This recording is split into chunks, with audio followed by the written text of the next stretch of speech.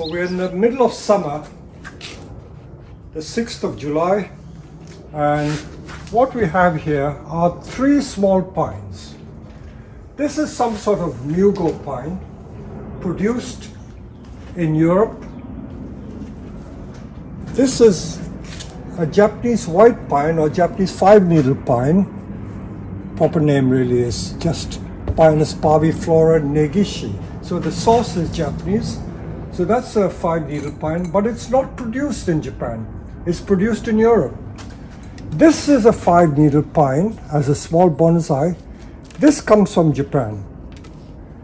What I want to show you is the way the Europeans graft and the way the Japanese people graft. Okay, this pine you can see is grafted here. This part is the understock, and this side graft, approach graft, is the scion or the true variety that you want to produce. So it's grafted like that, and the joint is there, so it's quite high up. This is also produced in Europe, and it's probably produced by the same school of thought. You see again a side joint here. Can you see? That's the understock, and that's the top part. So it is like a side graft that they've, look at the two together, absolutely the same technique they have used. So that's how the Europeans graft. It's not as good because you will always see the graft. Just see how the Japanese people grafted. They grafted right at the base, at the bottom there, and you can hardly see it. It's not a side approach graft, but it's just wedged into the thing. So this is just to show you the different types of grafting that different people do in different countries. Okay, that is just by the by. What I want to show you is how I'm going to train this. For a lot of people, if we simply put this in a bonsai pot, preferably a rectangular pot, it will look very nice. I can't squeeze it in. I don't put it in any other pot or do repotting because we're right in the middle of summer. It's a bit dangerous to tinker with the roots. So let me just to prove a point, show you what a difference a pot does make. Okay, let's put it in here and see. No, it still won't fit. You see, simply putting it in this, people will say that it will look like a bonsai, isn't it? But nothing has been done to it. No wiring has been done. So let's proceed to refine it and do a little more wiring. These needles, by the way, in case people panic, a lot of people, you'll be surprised, write to me or phone the nursery, say, oh, I've got brown needles on the pot, you know, they're falling from the tree.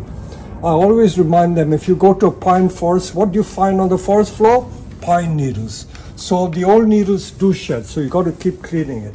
So that is perfectly normal. So I'm not going to do any repotting. I'm just going to refine this tree to get a better shape.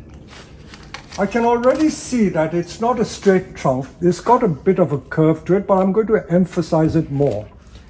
And I'm not going to put the wire into the soil to give it a twist. I may just wire it to this and that. Let me see if that works. Taking a decision on how to wire is always a tricky thing.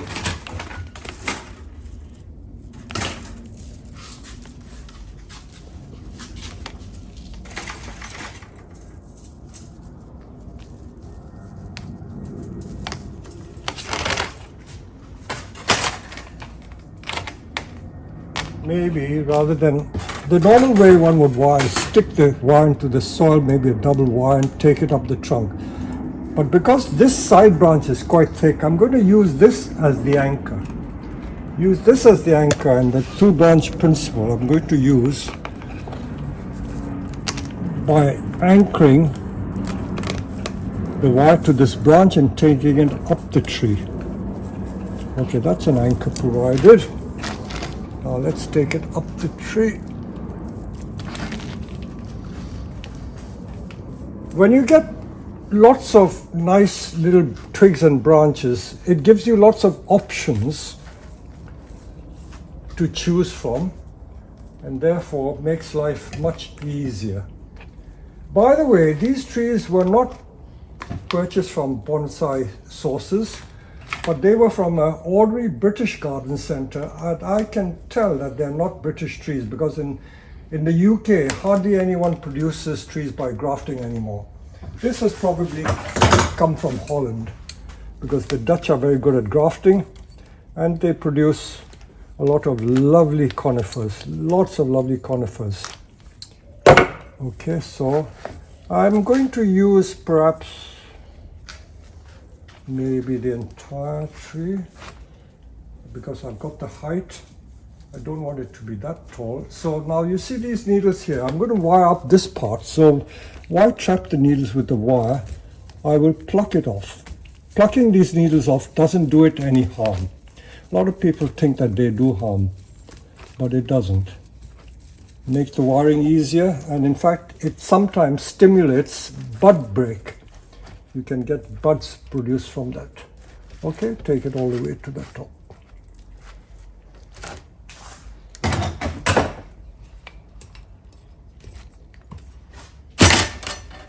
Okay, so I think I can get a little bend there just to make the tree a little more interesting. So I've got like an S shape out of that. Got an S shape. I can see straight away that there are far too many twigs that we want. You see there's a branch there. Why do I need this one?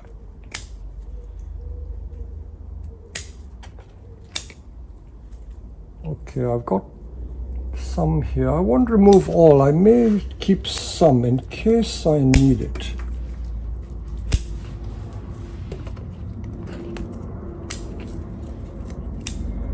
This one I will cut in half. In fact, I probably don't need this one. It's in the way. This is also too close. So I've cut a little bit. So you can see the shape. Just by pruning the unwanted branches, I've got a better shape.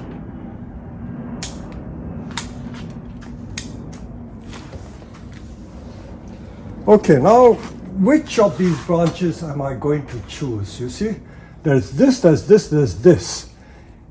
A lot of people will say you don't want a bar branch, handlebar branch like that, opposing each other. But if I didn't do that, the tree would look too sparse. Okay, these branches are a bit small here, so probably let's see what happens if I take it off. This is the frightening part. People don't know what to take off, isn't it? Now over here, there are, if you home in, there's 1, 2, 3, 4. 4 coming out from one point, like the spokes of a cartwheel. I don't want all of them. I've kept it down to 3. I've kept it down to 3. I think I will keep the front of the tree somewhere like this so that I can see the beautiful bend, and I will keep all 3. So if I keep those 3, I probably don't need this one, do I? So we'll take this off. By the same reason, I can take this off. I've removed quite a lot now, isn't it? As I say, a lot of people are frightened when they see me do this because if they did it, they would take too much off and end up with nothing. But I think with experience, you get to learn. Okay, I will always take the tip off so that I can get more compactness. See how nicely the pad is formed like that. Okay, now let's wire this up. Wire the branches individually. Again, I will have to pluck some of the needles out.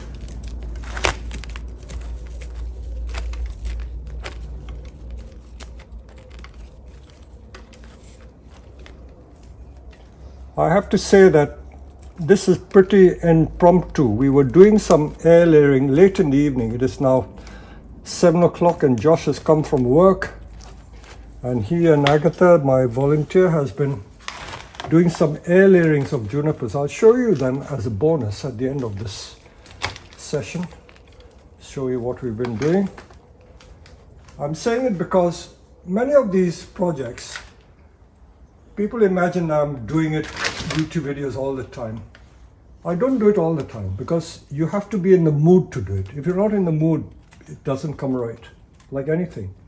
If you force yourself to do something when you're not in the mood to do it, it won't work.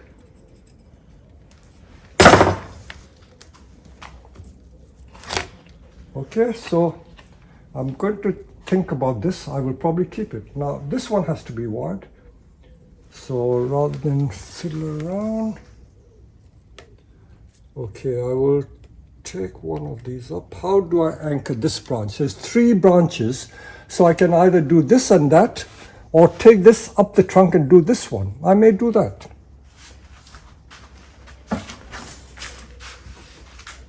So then finding the right needle wire is half the battle. So I'm going to go up the trunk, follow the path of this wire.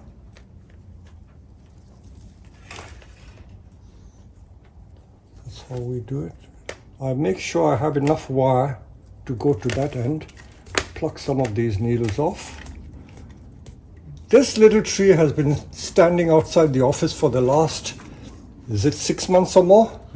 People have been worrying me to sell it to them, but I said no. I have to keep it for the day when I am in the mood to do it. So finally the mood has come. Okay, so I follow the path of this wire, like so. So that makes for neat wiring. Then I take it up and then wire one of these branches. And then pluck some of these needles off. Mugo pines have this very tight type of growth. I think it's a mugo. I'm not a conifer expert, so I couldn't swear by it, but I know that mugos tend to have this sort of growth habit. Okay, so I've done that, done this. Now I do this. Now you see again there is a 4 branch situation again. 1, 2, 3, 4. I don't need 4, it doesn't look right, so I'll remove 1. Why do I remove 1? Because the others make nice spacing like that. So this is out of place.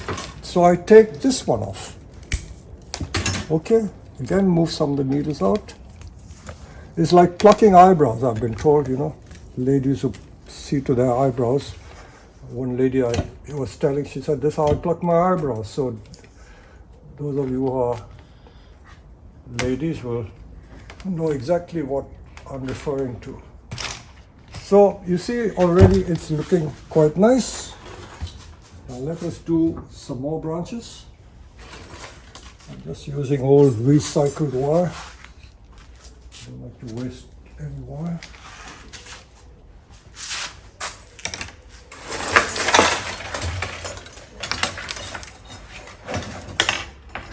People always say to me, why do you want to save wire? You've got such a lot of wire. But it's not in my nature to do that. I don't like waste.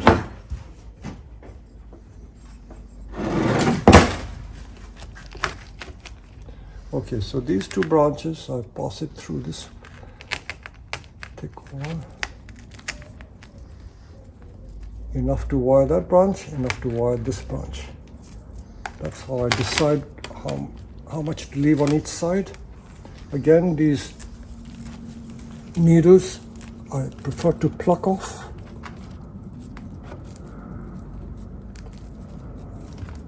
Usually with young pines, they tend to set very easily. So within 1 growing season, they will have set. And then this can be twisted that way. A little bit of fine wire.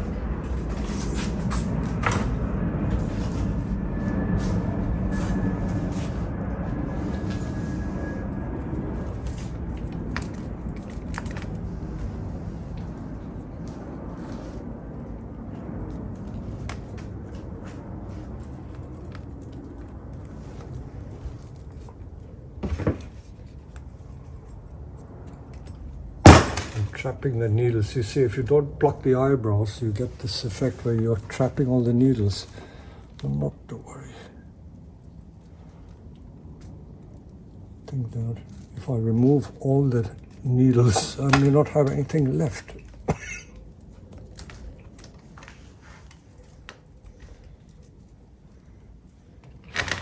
Which remains these ones. I will leave it just to thicken the trunk there.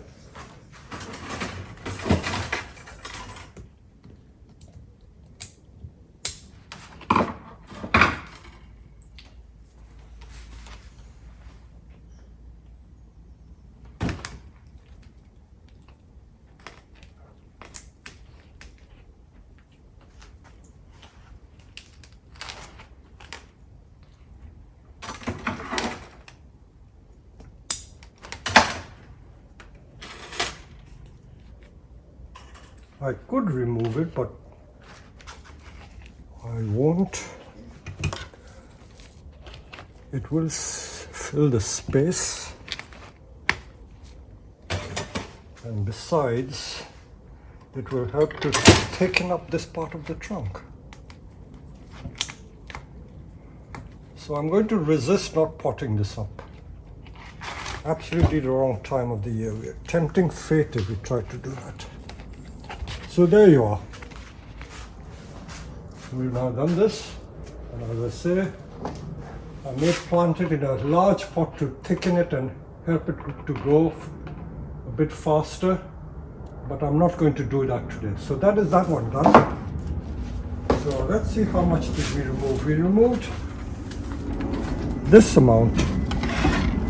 So this is what we removed from that tree. Okay, so that one is complete. Let's move on to this 5-needle pine, Negishi. Negishi, is it? Negishi, so it's got very flexible trunk. Some of these white pines, the branches seem very brittle. So you do have to exercise some care. Now in this situation, I'm going to wire the trunk, but I won't do it like that because that one I linked a branch with the trunk. This one I will just wire the entire trunk. The roots are a bit ugly because earlier in the spring, this is Josh's tree, he took it out of the flower pot, so we will have to sort the roots out next spring. I won't do it now. I think these roots need to be tidied up a bit. You see, they're all over the place. Okay, so we will put a wire up the trunk and see if we can create a nice S shape from it. So insert the wire next to the trunk and let's go up the trunk.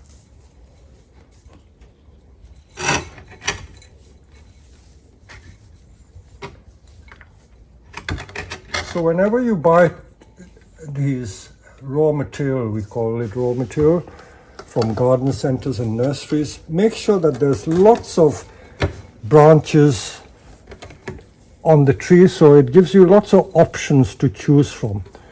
If you have the material that doesn't have a lot of branches, then you're stuck, you know. The more choice, the better. Like in an exam, multiple choice.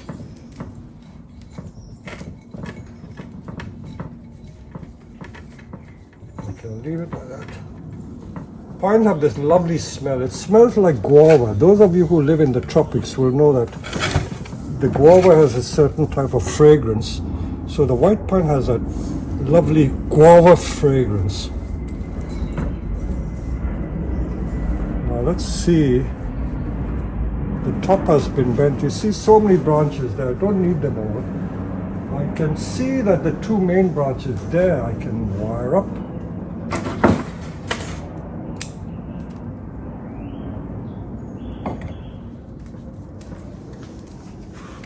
I will take the tips off because I don't want the tree or this branch to grow too long. By taking the tips out, it will bud back.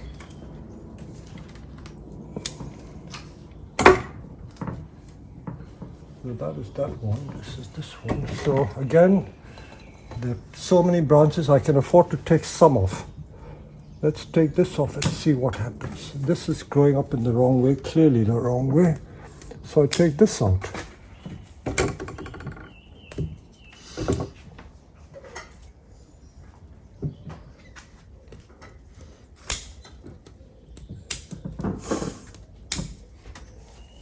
This is a, see, even from this little side branch, there are 4 coming out. 1, 2, 3, 4. So the downward pointing one I take out, and this one, the upward pointing one I take out. So that's how I decide what to take out. Okay, so I get a flat pad. That's how we make the flat pads. Okay, so we now got these 2 branches. We can wire these 2 like that.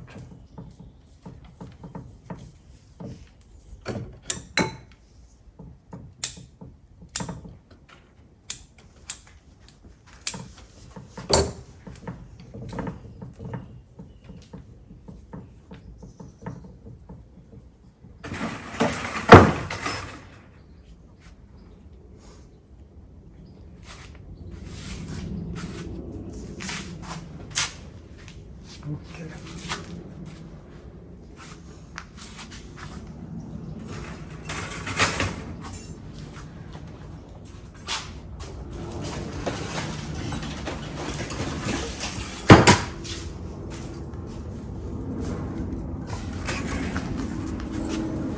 I'm now going to wire these two branches, but I've got to traverse up the trunk, so I'll have to follow the path of the existing wire to go up the trunk.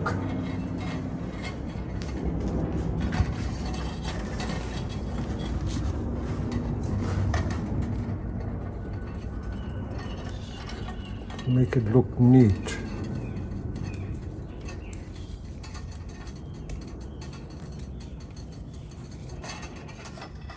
And then up to there.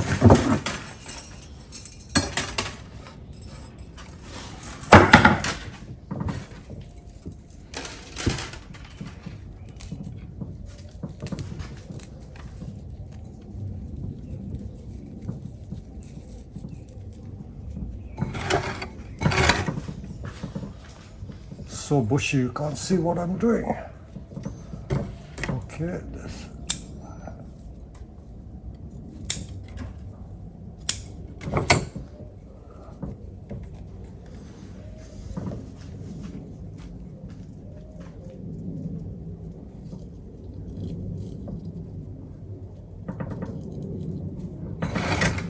I must say dealing with pines is much more difficult than dealing with a deciduous tree. So you can see the shape coming. See, I've removed those branches. I haven't taken any decisions about the apex yet. I will leave that for the moment. Again, upward pointing ones I take off. This branch is a bit long.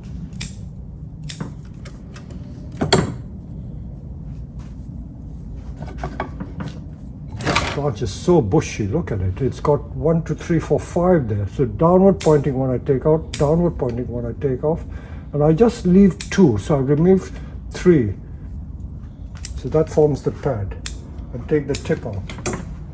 And you can see that there are several branches here.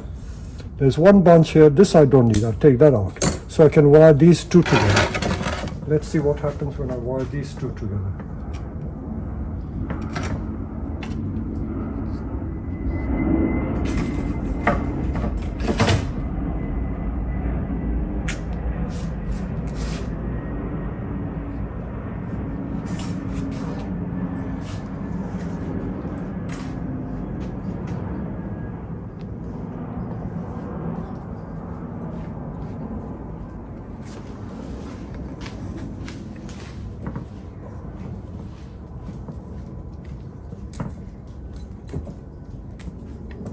With pines like this, you can't get away without wiring. I know that certain deciduous trees, you can find a situation where just by careful pruning, literally the cut and grow technique, you can create a lovely shape. But with pines and to a large extent even junipers, you need wiring. There are some people who don't believe in wiring at all.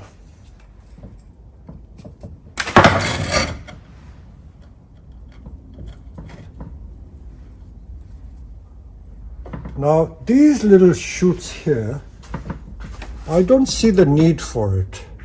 I know that if I left it, it may help to thicken that trunk, but it's in the wrong place. Okay, I could develop these.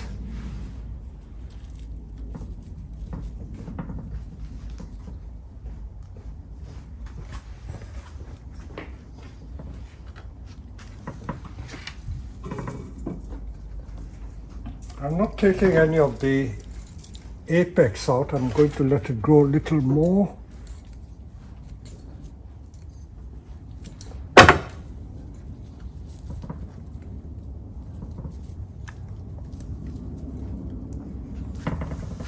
Bend it around that way, give it more of a S shape.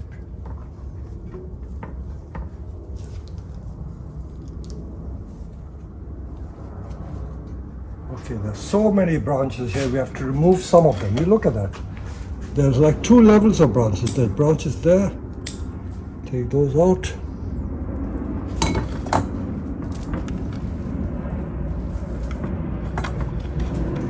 And the branches here as well.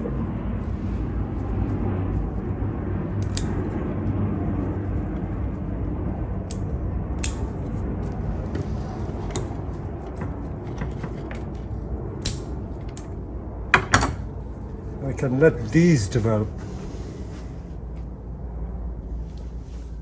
So these are just fine branches. So with slightly finer wire, I'll just wire these up. Peter, do you want to show people how you straighten it up on the chair? Yeah. Yeah, perhaps I will remind them. We've got a chair.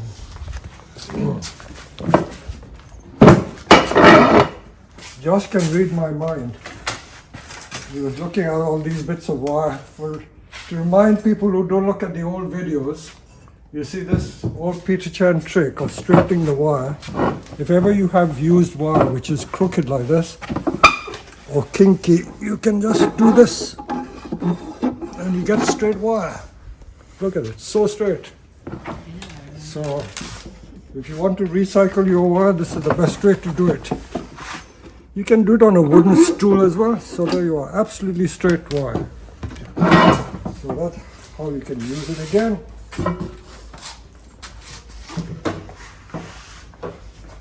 I don't invent these things. In fact, it was shown to me by someone. I always believe that you always have something to learn from someone else.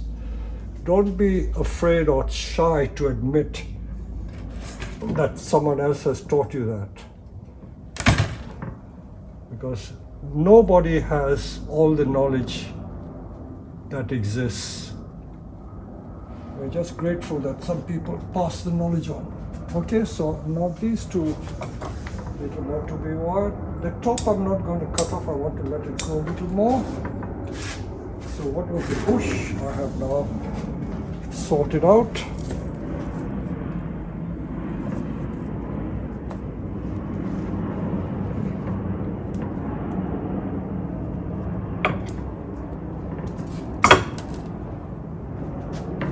Okay, I won't do more than that because I've now created something with a semblance of an S shape, branches all in the right place. So I can wire some of these pads. I haven't done the pads.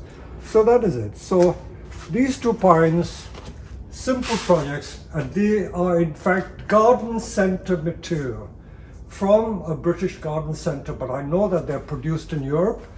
Now this is a Japanese tree that we bring from Japan. These can also be improved by wiring. I may let the branches grow a little more, but most of the branches are possibly in the right shape. But this little tree, I've been looking at it. If you wanted to make it a shohin tree, not so big, you could cut this long branch off and just keep the tree this size. Can you see? This size. Rather than have it tall like that. Or you can take this branch down and make it like a cascade. Why don't we do that? Isn't it? Let's show you how to do like a semi-cascade. So we always say to keep an open mind, so I should keep an open mind as well. So let us see what happens if I do that. As I say, I'm in the mood to do it.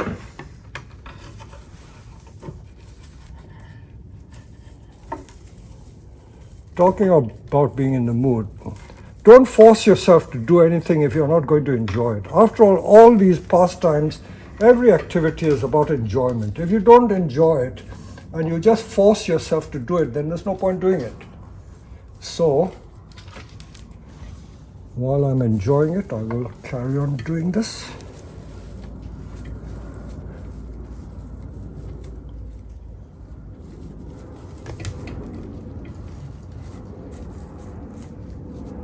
And don't be afraid to use double thickness of wire, because if sometimes the wire is not strong enough, you may have realized that you should have used a stronger piece of wire.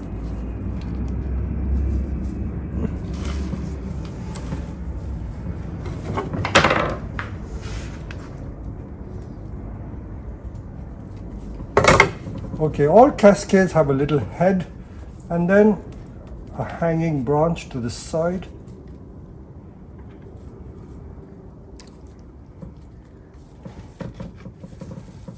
Because this is going to develop further with this branch extension, I'm not going to remove all the while, just make it in a spiral and hope that the branch will go in that direction. Now there's too much here probably. Take that off. Take that off.